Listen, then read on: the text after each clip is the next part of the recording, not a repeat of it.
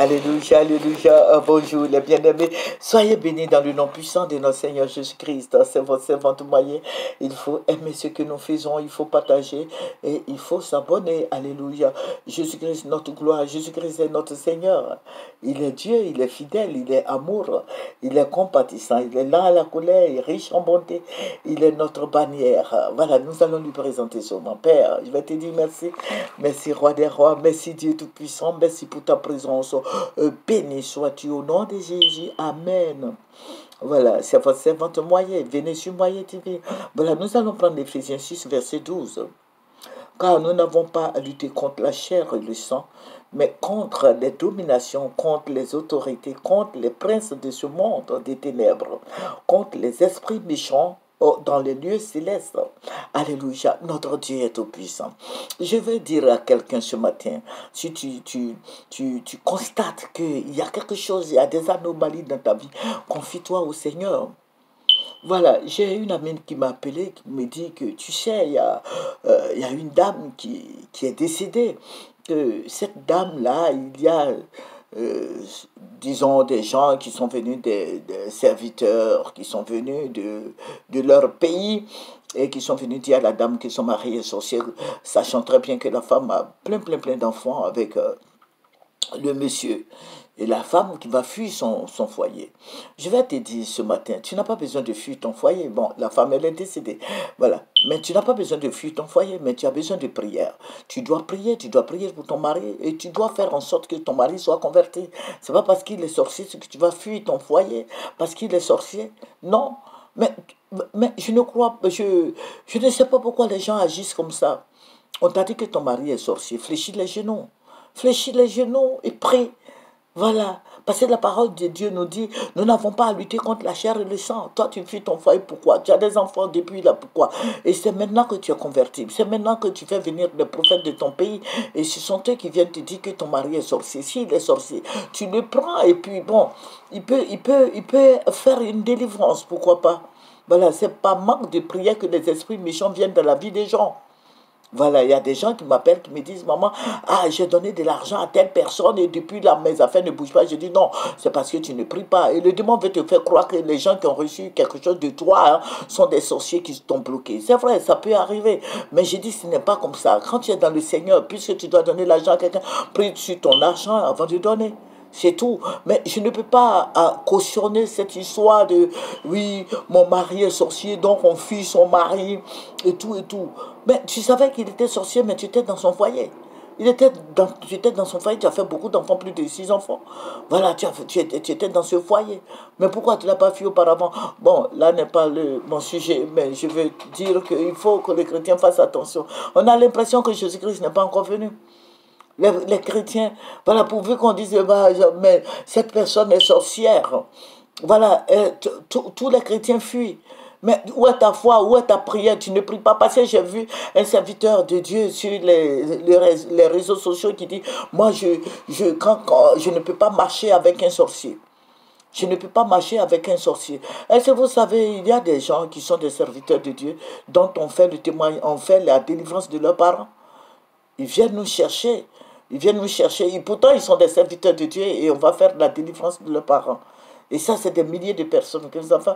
Les gens même qui sont à l'église, il y a beaucoup de sorciers dans les églises. Moi, le Seigneur me l'a montré. Le Seigneur me l'a montré. Ils avaient des perruques. Vous regardez sur ma TV depuis des années, le Seigneur m'a montré les serviteurs de Dieu. Il y a des serviteurs de Dieu qui sont sorciers. Il y a des chrétiens même qui sont sorciers. Alors, quand on vous dit, et j'ai l'habitude de dire ça, surtout de suite on dit, Joe Biden va te recevoir. Les gens sont contents, ou bien le président Alassane Ouattara va te recevoir. Ils sont contents. Voilà. Vous voyez, dans le milieu des musulmans, là, ça, là, il n'y en a pas. Et dans le milieu des catholiques aussi, il n'y en a pas. Mais c'est nous, les églises, moi, quand j'étais à l'église catholique, je n'ai jamais vécu ça. Mais c'est quand nous sommes arrivés dans l'église évangélique qu'on a entendu parler des sorciers, c'est dit, c'est là, tout et tout. Vous voyez, si on te dit que Alassane Ouattara va te recevoir, là, tu vas danser, je crois que tu vas porter ton plus beau costume, ou bien ta plus belle robe. Mais est-ce que tu sais qu'Alassane Ouattara est sorcier? Il ne prie pas Jésus, il est sorcier. Il pratique la rose-croix, il fait le franc-maçon. Si c'est la franc-maçonnerie ou quoi, bon, tout sera la même chose. Il fait ça, Mais pourtant, quand on dit qu'il va te recevoir, tu trembles. Même quand un ministre va te recevoir, tu portes ton plus beau habit pour aller là-bas, pour qu'ils te reçoivent. Mais vous savez que ces personnes-là sont des sorciers. Même Joe Biden, c'est un grand sorcier, le plus grand sorcier avec Macron, ils sont sorciers. Mais si tout de suite, là, Macron t'appelle tout de suite, là, voilà, bon, Jonas, ou bien Élie, voilà, viens, je vais te recevoir. Tu vas courir, tu vas danser, tu vas dire à tout le monde entier que le président de la France va me recevoir, mais c'est un petit sorcier qui est là. Son patron Alassane Ouattara est sorcier. Le président des États-Unis, ils sont tous des sorciers. Mais quand vous brimez, vous gaspillez l'œuvre du Seigneur, c'est vous qui êtes là, qui voyez tout. Voilà, si un frère a des difficultés et qu'il est affaibli, au lieu de lui dire, frère, tu as des problèmes, je vais prier pour toi. Même si le Seigneur t'a révélé ça, que ton frère là, tu l'as vu façon en rêve là, fléchis les genoux pour lui. Mais les chrétiens, non, hein. Les chrétiens évangéliques là, ils sont très méchants. Et ce sont eux maintenant qui deviennent les oreilles et la bouche des païens. Parce que ce sont eux qui vont aller divulguer ça au dehors. Oui, telle personne est sorcière et tu n'as pas appris. Ah, si elle t'appelle, il ne faut pas prendre, parce que les démons vont rentrer en toi. Moi-même, j'ai une amie qui m'a raconté un fait comme ça. Voilà, faites beaucoup attention. C'est pour ça que vous n'êtes pas tranquille. C'est pour ça que Dieu ne vous bénit pas. C'est pour ça que tu es, je ne sais pas, en France, les États-Unis, partout, je ne sais pas là, mais tu n'as pas de papier. Tu n'as pas de papier parce que tu es une comméreuse. Voilà, c'est vous qui parlez des gens. Arrêtez de parler des gens, priez pour eux, soutenez l'œuvre. Voilà, que le Seigneur nous bénisse. Je vous ai dit, nous prions beaucoup pour notre pays, la Côte d'Ivoire. Et Dieu se révèle, Dieu parle. Hier, j'ai fait la première partie. Et aujourd'hui, je vais faire la deuxième partie. La deuxième partie est que je dis, Dieu m'a ravi en esprit. Voilà, Dieu m'a ravi en esprit. Et je vais voir certaines choses au niveau de la Côte d'Ivoire. Que le président Alassane Ouattara n'a pas laissé les Burkinabés tranquilles. Hein. Voilà, il va prendre le Burkina. Il va rallier le Burkina. C'est vous qui êtes là, vous dites que le président Alassane Ouattara, Traoré Ibrahim, Traoré ne fera rien. Le président Alassane va prendre le Burkina. Parce que je vous ai dit, ils vont tuer les djihadistes, ils vont tuer les Burkinabés. Ils vont tuer les Burkinabés, mais les djihadistes, Dieu m'a dit, les djihadistes là sont de connivence avec l'État français. Et bon, c'est le président Alassane Ouattara qui est leur porte-parole. Ils vont tuer les Burkinabés. Et les Burkinabés qui vont fuir ces zones-là vont ils vont se réfugier en Côte d'Ivoire. Ça veut dire que le plan est déjà tracé. Je vous avais dit ça. Et tous ceux qui vont se rebeller contre Alassane, le président Alassane Ouattara ne les laissera pas tranquilles. Ils feront partie du projet qui s'est assigné. Ça veut dire quoi? Relier le Burkina Faso et la Côte d'Ivoire. Et les deux pays seront ensemble. Oh, alléluia. Regardez la première partie. La deuxième partie, c'est avec le Mali. Le président Alassane Ouattara ne laissera pas. C'est parce que Dieu me l'a montré.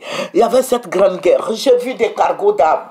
J'ai vu des cargos d'armes, j'ai vu beaucoup de blancs. Et cette guerre-là, il va le faire, il va la faire, bon, c'est une guerre, il va la faire avec les gens du Burkina, du Mali et de l'autre pays, de la Guinée. Et ils vont tuer beaucoup de gens. Beaucoup de gens vont mourir. Mais toujours est-il qu'il aura bras de fer entre lui et le Mali. Ça ne sera pas facile de reconquérir le Mali. Quelles que soient les armes,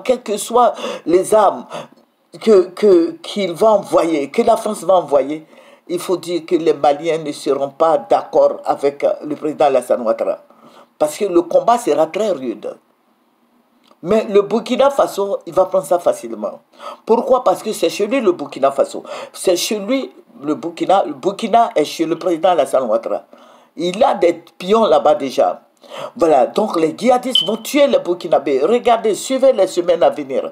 Ils vont tuer beaucoup les Burkinabés. Et beaucoup vont fuir pour venir en Côte d'Ivoire. Donc vous voyez, le nord de la Côte d'Ivoire, les gens du nord de la Côte d'Ivoire vont fuir les zones parce que les Maliens, les Guinéens qui vont rentrer vont occuper ces zones-là, la zone nord de la Côte d'Ivoire.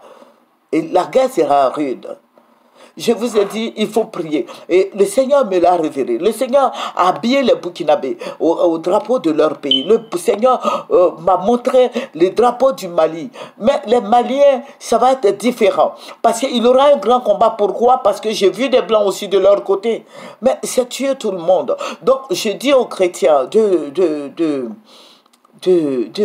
nous mettre ensemble et de prier. Parce que ceux-là vont faire des infiltrations et c'est ce que le Seigneur m'a montré, ça tirait dans les rues d'Abidjan partout. Donc, il faut prier afin que tous ces esprits de guerre, ces esprits qui boivent le sang des Ivoiriens sortent de la Côte d'Ivoire. Et nous, en tant que chrétiens, nous avons la possibilité de prier, nous avons la possibilité de chasser tous ces esprits de guerre. Alléluia, que le nom du Seigneur soit béni. Je ne peux pas trop rentrer dans les détails. Vous savez, c'est contrôlé maintenant. On ne peut pas trop avancer pour exciter la haine. Oh, ce n'est pas mon but, ça. Mon but est de prier, d'encourager les chrétiens à prier pour notre continent, la Côte d'Ivoire, notre pays, la Côte d'Ivoire et le Burkina, les pays limitrophes surtout. Voilà, il faut prier pour eux parce que le sang va beaucoup couler. Voilà, donc c'est ce que je voulais dire aux chrétiens, de prier, jusqu'à ce que cette histoire soit finie. Voilà. Sinon, le petit là, voilà, du Burkina, là, ça va être un peu difficile. Amen. Parce que le président Alassane ne laissera pas. Au grand jamais, il ne laissera. Il va aller, il va reconquérir le Burkina. Là, il va donner le Burkina à la France. Voilà. Voilà, donc que le Seigneur Jésus-Christ nous bénisse, que le Seigneur soit avec nous, que le Seigneur nous garde dans le creux de ses mains, que le Seigneur nous arrose de paix et joie, de bénédiction, d'élévation. Je vous avais dit que nous avons besoin d'aide. Si Dieu te met à cœur de nous aider, il faut nous aider, il faut nous aider. Voilà, jusqu'à présent, personne n'a réagi encore, mais bon, nous croyons que Dieu va faire quelque chose. Faites parler vos cœurs. Alléluia. Fais parler ton cœur afin que le nom du Seigneur soit glorifié. Nous disons merci à Jésus. Nous rendons toute la gloire à notre Dieu. Voilà. Peut-être d'autres vont vouloir demander comment on peut vous joindre. Voilà. Nous avons fait parce que il faut dire que ça m'avait un peu découragé parce que comme les gens n'agissaient pas, je me dis voilà.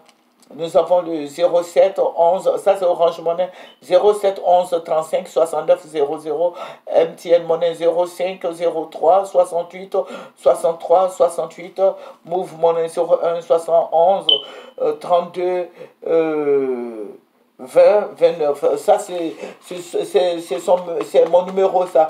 Voilà, vous pouvez me joindre là-dessus, vous pouvez nous appeler, vous pouvez m'appeler, vous pouvez faire quelque chose. C'est mon numéro de téléphone.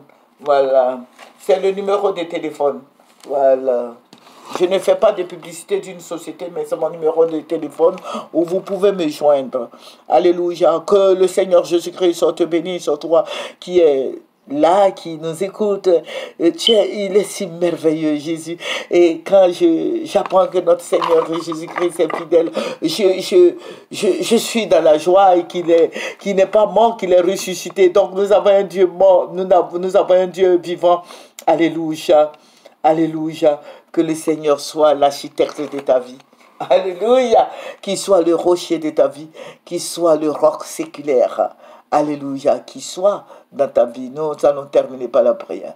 Tu es digne d'être loué, tu es digne d'être adoré, tu es digne d'être magnifié, Seigneur. Merci de nous avoir libérés de toutes ces puissances maléfiques. Seigneur, merci de nous avoir rachetés. Alléluia, de la méchanceté familiale.